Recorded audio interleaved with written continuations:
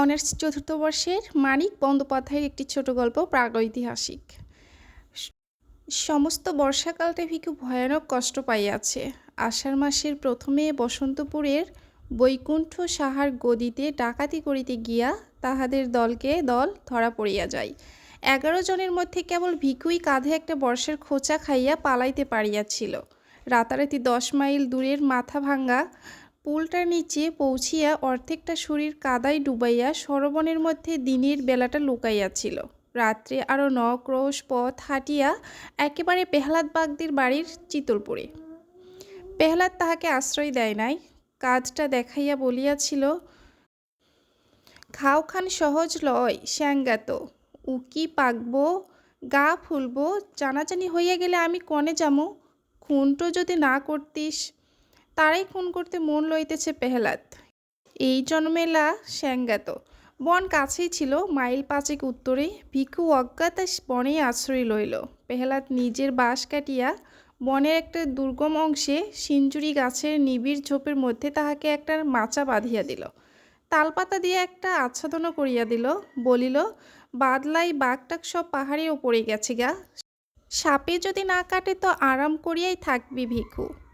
খামু কি? চিরাগুড় দিলাম যে, 2 দিন বাদে বাদে ভাত লইয়া আসমু। রোজ আইলে মাইনসে সন্দেহ করব। কাদের ঘাটা লতাপাতা দিয়ে বাঁধিয়া আবার আসিবার আশ্বাস দিয়া পেহলাদ চলিয়ে গেল। রাতে ভিখুর জ্বর আসিল। পরদিন টের পাইয়া গেল পেহলাদের কথাই ঠিক। কাঁধের ঘা ভিখুর দুনাইয়া উঠিয়াছে, ডান হাতটি ফুলিয়া ঢোল হইয়া গিয়াছে এবং হাতটি তাহার নড়িবার সামর্থ্য নাই।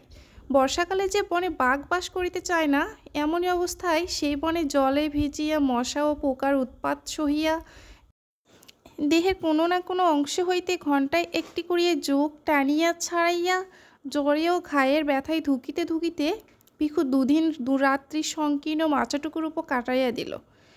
বৃষ্টির সময় ছাট লাগিয়া সে ভিজিয়া গেল। রোদের ভাবসা গাঢ় গুমটে সে হাঁপাইয়া হাঁপাইয়া শ্বাস টানিল। পোকার অত্যাচারে দিবারাত্রি তাহার এক মুহূর্তেও স্বস্তি রইল না। পেহলাদ কয়েকটা বিড়ি দিয়ে গিয়াছিল, সেগুলো ফুরাইয়া গিয়াছে। 3-4 দিনের মতো চিরা আছে, কিন্তু গুড় একটিও নেই। গুড় ফুরাইয়াছে, কিন্তু গুড়ের লোভে যে লাল পিঁপড়াগুলি ঝাঁক বাঁধিয়া আসিয়াছিল, তাহারা এখনও মাচার উপরে ভিড় করিয়া আছে। ওদের হতাশার জ্বালা খুবই অবিরত ভোগ করিতেছে সর্বাঙ্গে। মনে মনে পেহলাদের মৃত্যু কামনা করিতে করিতে ভিখু তবু বাঁচিবার জন্য প্রাণপণে চেষ্টা করল। যেদিন পেহলাদের আসিবার কথা ছিল, সেদিন সকালে কলসির জলটাও তাহার ফুরিয়া গেল। বিকাল পর্যন্ত পেহলাদের জন্য অপেক্ষা করিয়া তৃষ্ণার পীড়ন আর সহিতে না পারিয়া কলসিটা লইয়া সে যে কত কষ্টে খানিকটা দূরে নালা হইতে আধ কলসি জল ভরিয়া আনিয়া আবার মাচায় উঠিল, তাহার বর্ণনা হয় না। অসহ্য ক্ষুধা পাইলে চিরা চিপাইয়া সে পেট ভরাইল। এক রাতে ক্রমাগত পোকা ও পিঁপড়াগুলি টিপিয়া মারিল। বিষাক্ত রস শুষিয়া লইবে বলিয়া যোগ ধরিয়া নিজেই ঘায়ের চারিদিকে লাগাইয়া দিল। সবুজ রঙের একটা সাপকে একবার মাথার কাছে সিঞ্জুরি গাছের পাতার ফাঁকে উকি দিতে দেখিয়া পুরা 2 ঘণ্টা হাতে লাঠি লইয়া চাহিয়া বসিয়া রহিল এবং তাহার পর 2-1 ঘণ্টা অন্তরই চারিদিকে ঝোপে ঝপাঝপ লাঠির বাড়ি দিয়া যথাসাধ্য শব্দ করিয়া সাপ তাড়াইতে লাগিল। মরিবে না, সে কিছুতেই মরিবে না। বনের পশু যে অবস্থায় বাঁচে না, সেই অবস্থা মানুষ সে বাঁচিবেই। পেহলাদ গ্রামান্তরে কুটুমবাড়ি গিয়াছিল। পরের দিন সে আসিল না। কুটুমবাড়ি বিবাহ উৎসবে তারই টানিয়া বেহুশ হইয়া পড়িয়া রহিল। বনের মধ্যে ভিখু কিভাবে দিনরাত্রি কাটাইতেছে দিনের মধ্যে, সে কথা একবার তাহার মনে পড়িল না। ইতিমধ্যে ভিখুর গা পচিয়া উঠিয়া লালচে রস করাইতে আরম্ভ করিয়াছে। শরীরও তাহার অল্প অল্প ফুলিয়াছে। জ্বরটা একটু কমিয়াছে, কিন্তু সর্বাঙ্গের অসহ্য বেদনা দম ছুটানোর তারির নেশার মতোই ভিখুকে আচ্ছন্ন অভিভূত করিয়া ফেলিয়াছে। সে আর এখন ক্ষুধা তৃষ্ণা অনুভব করিতে পারে না।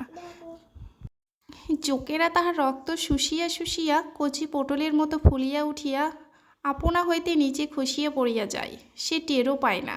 পায়ের ধাক্কায় জলের কলসিটা এক সময় নিচে পড়িয়া ভাঙিয়া যায়। বৃষ্টির জলে ভিজিয়া পুটুলির মধ্যে চিরাগুলি পচিতে আরম্ভ করে। রাত্রে তাহার ঘায়ের গন্ধে আকৃষ্ট হইয়া মাচার আশেপাশে শিয়াল ঘুরিয়া বেড়ায়। কুটুম বাড়ি হইতে ফিরিয়া বিকালের দিকে ভিখুর খবর লইতে গিয়া ব্যাপার দেখিয়া পেহলাদ ভীষণভাবে গম্ভীর হইয়া পড়িলেন। ভিখুর জন্য একটি বাতি ভাত এবং কয়েকটি পুঁটি মাছ ভাজা আর একটু পুঁই চচ্চড়ি সে সঙ্গে লইয়া গিয়াছিল। সন্ধ্যা পর্যন্ত ভিখুর কাছে বসিয়া থাকিয়া ওইগুলি সে নিজেই খাইয়া ফেলিল। তারপর বাড়ি গিয়া পাশের একটা ছোট মই এবং তাহার বোনাই ভরতকে সঙ্গে করিয়া ফিরিয়া আসিল। মইয়ে শুয়াইয়া তাহারা দুইজনে ভিখুকে বাড়ি লইয়া গেল।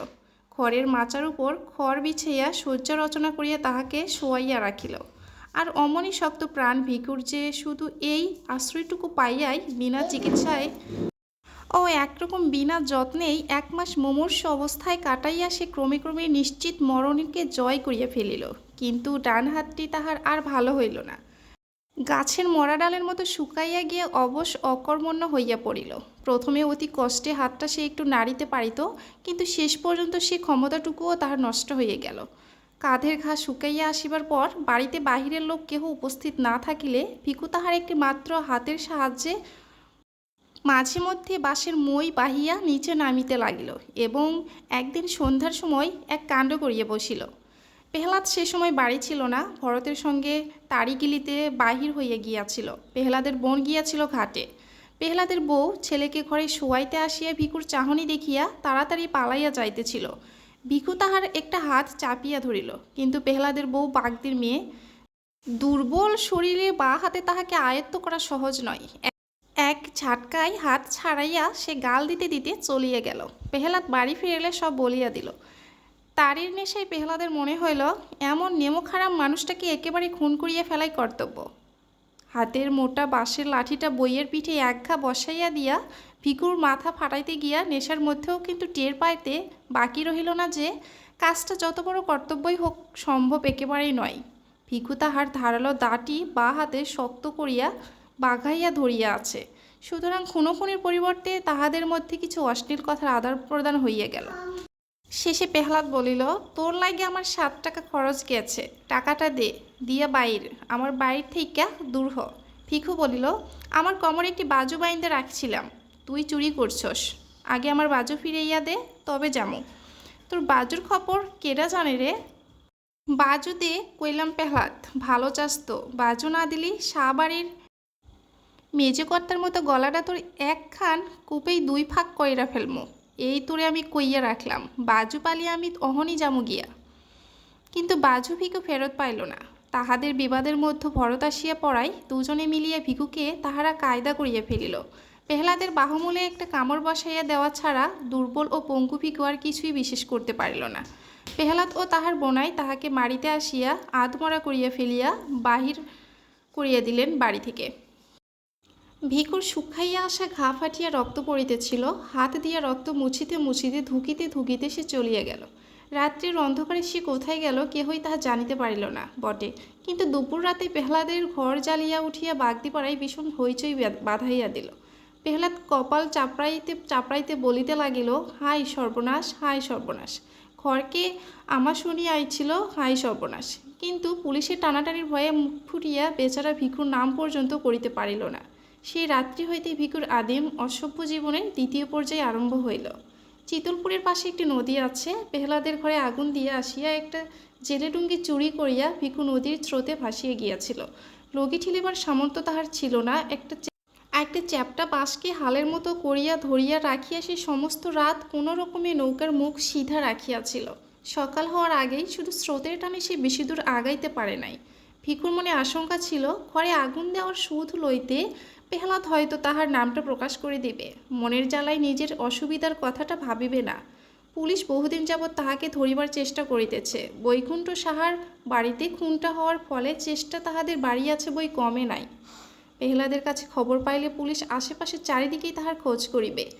20-30 মাইলের মধ্যে লোকালয়ের মুখ দেখানো তাহার পক্ষে বিপদের কথা। কিন্তু ভিখু তখন মরিয়া হইয়া উঠিয়াছে। কাল বিকাল হইতে সে কিছু খায় নাই। 2 জন জোয়ান মানুষের হাতে বেদম মার খাইয়া এখনও দুর্বল শরীরটা তাহার ব্যথায় আড়ষ্ট হইয়া গেছে। ভোর ভোর মহকুমা শহরের ঘাটে সামনে পৌঁছিয়া সে ঘাটে নৌকা লাগাইল। নদীর জলে ডুবিয়া ডুবিয়া স্নান করিয়া গায়ের রক্তের চিহ্ন ধুইয়া ফেলিয়া শহরের ভিতর প্রবেশ করিল। ক্ষুধায় সে চোখে অন্ধকার দেখিতেছিল। একটি পয়সাও তাহার সঙ্গে নাই যে মুড়ি কিনিয়া খায়।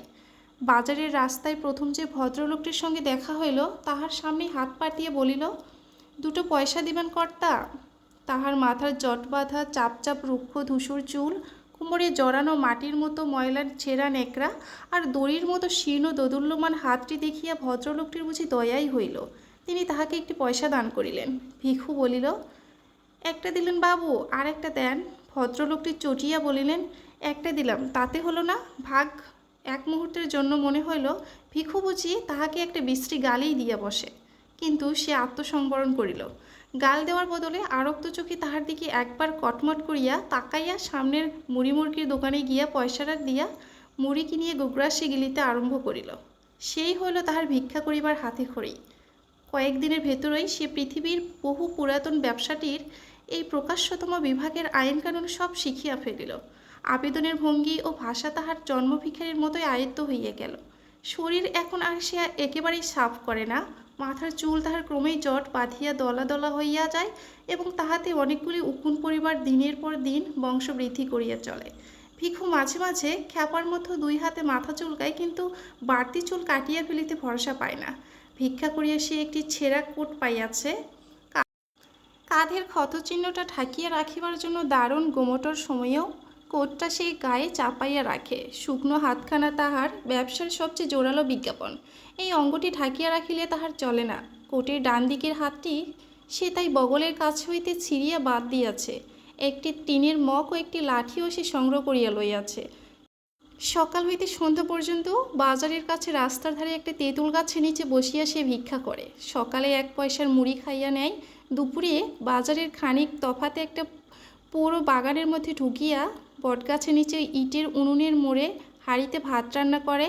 মাটির মালসায় কোনোদিন রাঁধে ছোটো মাছ, কোনোদিন তরকারি। পেট ভরিয়ে খাইয়া বটগাছটাতেই হেলান দিয়া বসিয়া আরামে বিড়ি টানে। তারপর আবার তেঁতুল গাছটার নিচে গিয়ে বসে পড়ে। সারাটা দিন শ্বাস টানা কাতরানির সঙ্গে সে বলিয়া যায়, হেই বাবা একটা পয়সা, আমায় দিলে ভগবান দিবে, হেই বাবা একটা পয়সা। অনেক প্রাচীন বলির মতো ভিক্ষায়াং নৈব নৈব চ শ্লোকটা আসলে অসত্য। সারাদিনে ভিক্ষুর সামনে দিয়ে হাজার লোক যাতায়াত করে এবং গড়ে প্রতি 50 জনের মধ্যে একজন তাহাকে পয়সা অথবা আধলা দেয়। আধলার সংখ্যা বেশি হইলেও সারাদিন ভিক্ষুর 5-6 আনা রোজগার হয়, কিন্তু সাধারণত তাহার উপার্জন 8 আনার কাছাকাছি থাকে। সপ্তাহে এখানে 2 দিন হাট বসে। হাট বাজারে উপার্জন তাহার একটি পুরা টাকার নিচে নামে না। এখন বর্ষাকাল অতিক্রান্ত হইয়া গিয়াছে। নদীর 2 তীর কাশে সাদা হইয়া উঠিয়াছে। নদীর কাছেই বিনু মাঝির বাড়ির পাশে ভাঙা চালাটা ভিখু মাসিক 8 আনায় ভাড়া করিয়াছে। রাত্রে সে ওখানেই শুইয়া থাকে। ম্যালেরিয়ায় মৃত এক ব্যক্তির জীর্ণ কিন্তু পুরো একটি কাঁথা সে সংগ্রহ করিয়াছে। লোকের বাড়ির খড়ের গাদা হইতে চুরি করিয়া আনা খড় বিছাইয়া তাহার উপর কাঁথাটি পাতিয়া সে আরাম করিয়া ঘুমায়। মাঝে মাঝে শহরের ভিতরে গৃহস্থ বাড়িতে ভিক্ষা করিতে গিয়ে কয়েকখানা ছেঁড়া কাপড় পাইয়াছে, তাই পুটলি করিয়া বালিশের মতো ব্যবহার করে। রাত্রে নদীর চেলো বাতাসে শীত করিতে থাকিলে পুটলি খুলিয়া একটি কাপড় গায়ে জড়াইয়া লয়। সুখে থাকিয়া এবং পেট ভরিয়া খাইয়া কিছুদিনের মধ্যে ভিখুর দেহে পূর্বের স্বাস্থ্য ফিরিয়া আসিল। তাহার ছাতি ফুলিয়া উঠিল। প্রত্যেকটা অঙ্গ সঞ্চালনে হাতের ও পিঠের মাংসপেশি নাচিয়া উঠিতে লাগিল। অবরুদ্ধ শক্তির উত্তেজনায় ক্রমে ক্রমে তাহার মেজাজ উদ্যত ও অসহিষ্ণু হইয়া পড়িল। অভ্যস্ত বুলি আওড়াইয়া কাতরভাবেই সে এখনও ভিক্ষা চায়, কিন্তু ভিক্ষা না পাইলে তাহার ক্রোধের সীমা থাকে না। পথে লোকজন না থাকিলে তাহার প্রতি উদাসীন পথিককে সে অশ্লীল গাল দিয়া বসে। 1 পয়সার জিনিস কিনিয়া ফাও না পাইলে দোকানিকে মারিতে ওঠে। নদীর ঘাটে মেয়েরা স্নান করিতে নামিলে ভিক্ষা চাহিবার ছলে জলের ধারে গিয়ে দাঁড়ায়। মেয়েরা ভয় পাইলে সে খুশি হয় এবং সরিতে যাইতে বলিলে সে নড়ে না। দাঁত বাহির করিয়া দুর্বিনীত হাসি হাসে। রাত্রে স্বরচিত শয্যায় সে ছটফট করে। নারী সঙ্গীহীন এই নিরুৎসব জীবন আর তার ভালো লাগে না। অতীতের উদ্দাম ঘটনাবহুল জীবনটির জন্য তাহার মন হাহাকার করে। তারির দোকানে ভাড়ে ভাড়ে তারি গিলিয়া সে হল্লা করিত। ঢলিতে ঢলিতে বাঁশির ঘরে গিয়া উন্মুক্ত রাত্রি যাপন করিত। আর মাঝে মাঝে দল বাঁধিয়া গভীর রাত্রে গৃহস্থের বাড়ি চড়াও হইয়া সকলকে মারিয়া কাটিয়া টাকা ও গহনা লুটিয়া রাতারাতি উধাও হইয়া যাইত। স্ত্রীর চোখের সামনে স্বামীকে বাঁধিয়া মারিলে তাহার মুখে যে অবর্ণনীয় ভাব দেখা দিত। পুত্রের অঙ্গ হইতে ফিন্নি দিয়ে রক্ত ছুড়িলে মা যেমন করে আর্তনাদ করিয়া উঠিত, মশালের আলোয় সেই দৃশ্য দেখার আর্তনাদ শোনার চেয়ে উন্মাদনাকর নেশা জগতে আর কি আছে। পুলিশের ভয়ে গ্রাম হইতে গ্রামান্তরে পালাইয়া বেড়াইয়া আর বনে জঙ্গলে লুকাইয়া থাকিয়াও যেন তখন সুখ ছিল। তাহার দলের অনেকেই বারবার ধরা পড়িয়া জেল খাটিয়াছে, কিন্তু জীবনে একবারের বেশি পুলিশ তাহার নাগাল পায় নাই। রাখুবাগদের সঙ্গে পানাহার শ্রীপতি বিশ্বাসের বোনটাকে যেইবার সে চুরি করিয়াছিল সেইবার 7 বছরের জন্য তাহার কয়েদ হইয়াছিল, কিন্তু 2 বছরের বেশি তাহাকে কেউ জেলে আটকাইয়া রাখিতে পারে নাই। এক বর্ষার সন্ধ্যায় জেলের প্রাচীর ডিঙ্গাইয়া সে পালিয়াছিল। তারপর একা সেই গৃহস্থ বাড়িতে ঘরের বেড়া কাটিয়া চুরি করিয়াছে। দিন দুপুরে পুকুরঘাটে একাকিনী গৃহস্থবধূর মুখ চাপিয়া গলার হার, হাতের বালা খুলিয়া লইয়াছে। রাখুর বউকে সঙ্গে নিয়া নোয়াখালী হইতে সমুদ্র ডিঙ্গাইয়া পাড়ি দিয়াছে একেবারে হাতিয়ায়। 6 মাস পরে রাখুর বউকে হাতিয়ায় ফেলিয়া আসিয়ার পর 3বার 3টা দল করিয়া দূরে দূরে কত গ্রামে যে ডাকাতি করিয়া বেড়াইতেছে, তাহার সবগুলি নামও এখন তাহার স্মরণ নাই। তারপর সেই দিন বৈকুণ্ঠ সাহার মেজ ভাইটার গলাটা সে দায়ের এক কূপে 2 ফাঁক করিয়া দিয়া আসিয়াছে। কি জীবন তাহার ছিল, এখন কি হইয়াছে। মানুষ খুন করিতে যাহার ভালো লাগিত, সে আজ ভিক্ষা না দিয়ে চলিয়া গেলে পথচারীকে একটি টিটকারি দেওয়ার মধ্যে মনের জ্বালা নিঃশেষ করে। দেহের শক্তি তাহার এখনও তেমনই অক্ষুণ্ণ আছে, সেই শক্তি প্রয়োগ করিবার উপায়টাই তাহার নাই। কত দোকানে গভীর রাত্রে সামনে টাকার থোক সাজাইয়া একা বসিয়া দোকানে হিসাব মেলায়। বিদেশগত কত পুরুষের গৃহে মেয়েরা থাকে একা। এদিকে ধারালো একটা অস্ত্র হাতে ওদের সামনে হুমকি দিয়ে পড়িয়া একদিকে বড়লোক হওয়ার পরিবর্তে বিনু মাছের চালটার নিচে সে চুপচাপ শুইয়া থাকে। ডান হাতটাকে অন্ধকারে হাত বুলাইয়া ভিখুর আফসোসের সীমা থাকে না। সংসারের অসংখ্য ভীরু ও দুর্বল নরনারীর মধ্যে এত বড় বুকের পাটার এমন একটা জোরালো শরীর নিয়ে শুধু একটা হাতের অভাবে সে মরিয়া হইয়া আছে, এমন কপালেও মানুষের হয়। তবু এ দুর্ভাগ্য সে সহ্য করিতে পারে। আফসোসেই নিবৃত্তি। একা ভিখু আর থাকিতে পারে না। বাজারে ঢুকিবার মুখেই এক ভিখারিনী ভিক্ষা করিতে বসে।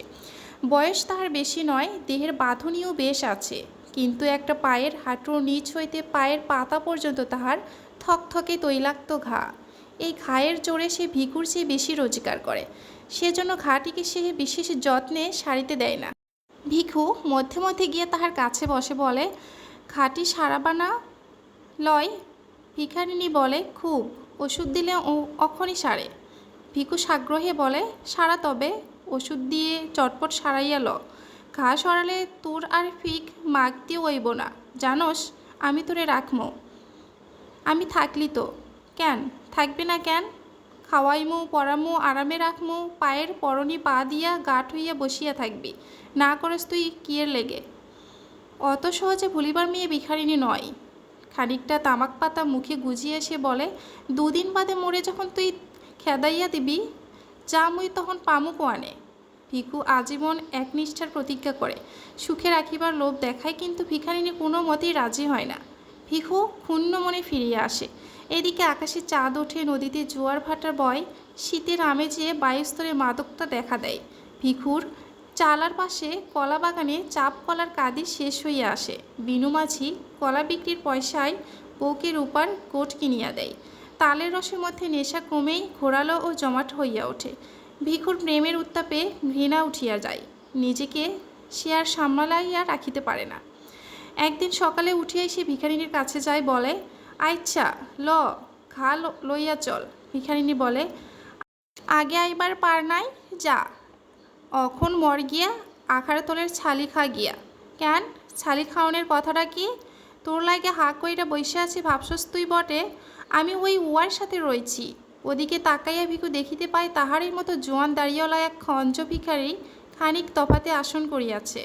তাহার ডান হাতটি মতো একটি পা হাঁটুর নিচে শুকাইয়া গিয়াছে। বিশেষ যত্ন সহকারে ওই অংশটুকু সামনে মেলিয়া সে আল্লাহর নামে দয়া প্রার্থনা করিতেছে। পাশে পড়িয়া আছে কাঠের একটা কৃত্রিম হস্য পা। ভিখারিনী আবার বলিল, বস যে, যা পালাইয়া যা, দেখলি খুন কইরা ফেলাইব কইয়া দিলাম। ভিখু বলে, আরে থো, খুন অমন সব হালাই করিতেছে, উয়ার মতো 10টা মানুষেরই একা ঘায়েল কইরে দিবার পারতাম, তা জানোস? ভিখারিনী বলে, পারস তো যা না, উয়ার সাথে লাগ না গিয়া। আমার কাছে কি? উয়াকে তুই ছাড়ান দে, আমার কাছে চ। ইয়ে শোনা, তামুক খাবা, ঘা দেখাইয়া পিছাইছিলি, তোর লগে আর খাতির কিরে হালার পুত? উয়ারে ছাড়ুম কেন? উয়ার মতো কামাস তুই? ঘর আছে তোর, ভাগবি তো ভাগ, নইলে গাল দিমু কইলাম। ভিখু তখনকার মতো প্রস্থান করে, কিন্তু হাল ছাড়ে না। ভিখারিণীকে একা দেখিলে কাছে আসিয়া দাঁড়ায়, ভাব জমাইবার চেষ্টা করিয়া বলে, তোর নামটা কি রে? এমনই তাহারা পরিচয়হীন যে এতকাল পরম্পরের নাম জিজ্ঞাসা করিবার প্রয়োজনেও তাহারা বোধ করে নাই। ভিখারিণী কালো দাঁতের ফাঁকে হাসে, ফের লাগতে আইসস? হই ও বুড়ির কাছে যা। ভিখু তাহার কাছে উবু হইয়া বসে। পয়সার বদলে অনেকে চাল ভিক্ষা দেয় বলিয়া আজকাল সে কাঁধে একটা ঝুলি লইয়া বেড়ায়। ঝুলির ভিতর হইতে বর্তমান কলা বাহির করিয়া ভিখারিণীর সামনে রাখিয়া বলে, খা, তোর লাগে চুরি করিয়া আনছি। ভিখারিণী তৎক্ষণাৎ খোসা ছাড়িয়া প্রেমিকের দান আত্মসাৎ করে। খুশি হইয়া বলে, নাম শুনবার চাস?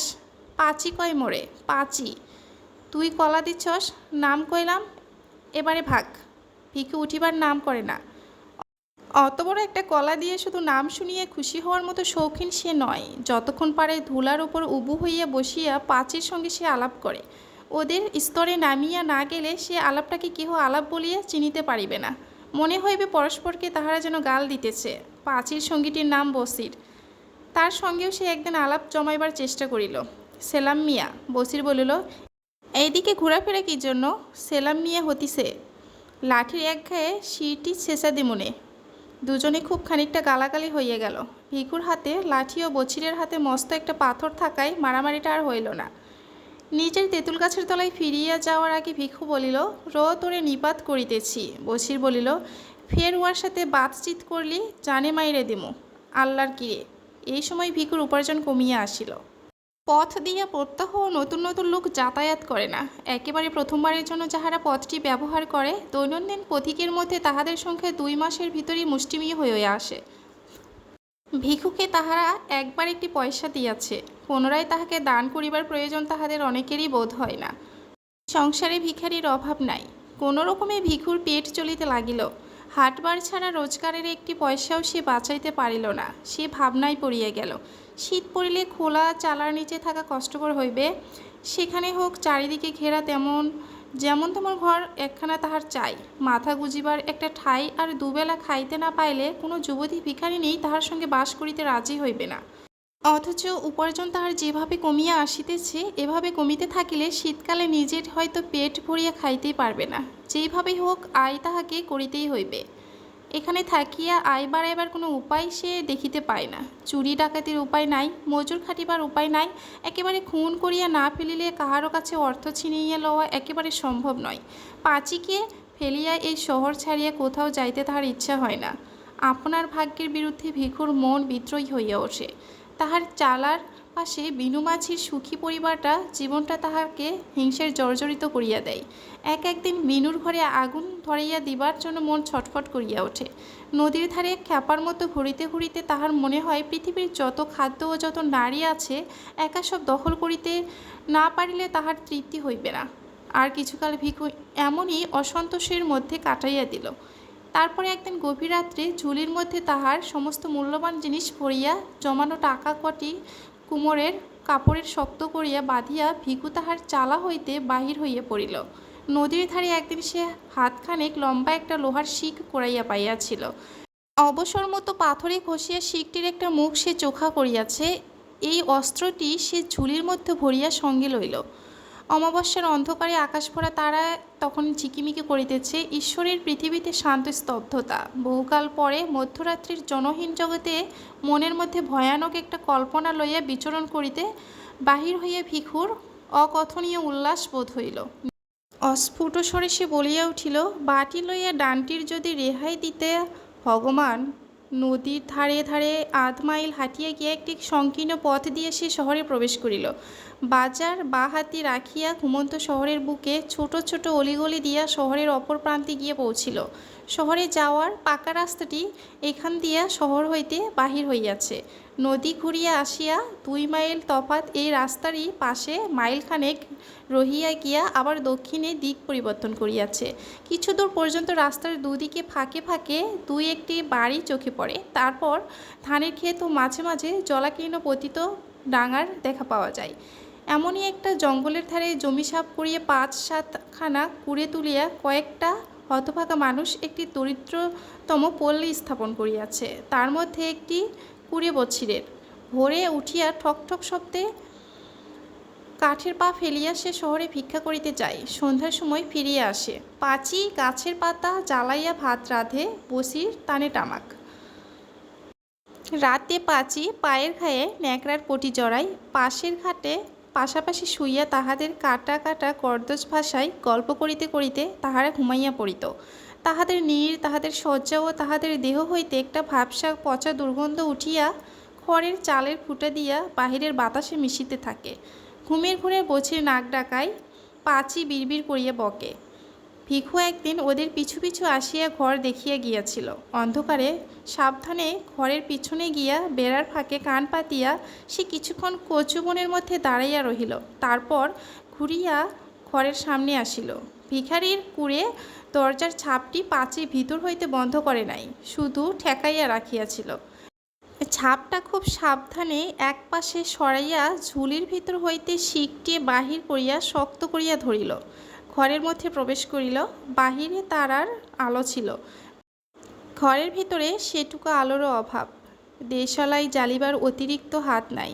ঘরের মধ্যে দাঁড়াইয়া ভিখু ভাবিয়া দেখিল, বছিরের হৃৎপিণ্ডের অবস্থানটি নির্ণয় করা সম্ভব নয়। বা হাতের আঘাত ঠিক জায়গা মতো না পড়িলে বছির গোলমাল করিবার সুযোগ পাইবে, তাহাতে মুশকিল অনেক।